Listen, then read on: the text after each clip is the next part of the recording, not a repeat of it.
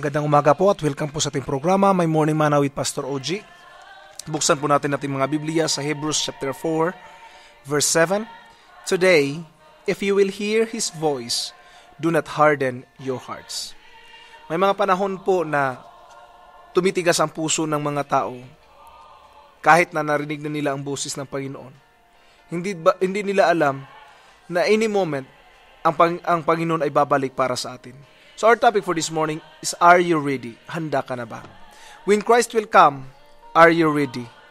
Binanggit po sa salita ng Panginoon na when you hear His voice, do not harden your hearts. Kung meron ka pang kasalanang nagawa, magsisi na, talikdan at magbagong buhay, at mag-umpisang uli.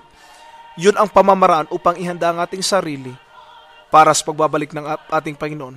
Some people are looking for signs of Christ coming, but not preparing for their death. Ang iba, tinitingnan kung ano na mga signs sa sanlibutan. Pero hindi nila alam, na maaring bukas o makalawa, mamamatay sila. So, ang tanong is, handa ba sila? Christ is coming anyway, is not announced kung kailan ba talaga. So, is our death? Hindi rin natin alam. Therefore, we have to prepare always. Yun po ang pinakasusi talaga kung gusto natin. God's call may come at any time. So, be ready all the time. And I don't know kung kailan babalik ang Diyos.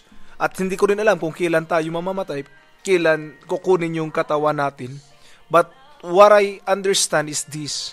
If I am ready, wala akong dapat ikatakot. Ngayon kapatid, ang tanong ko sa iyo, handa ka na ba?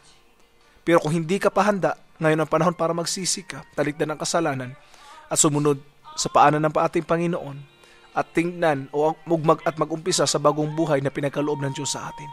At sana po ay nagkaroon tayo ng bagong pananaw ngayon sa buhay natin. Christ is coming. Are you ready?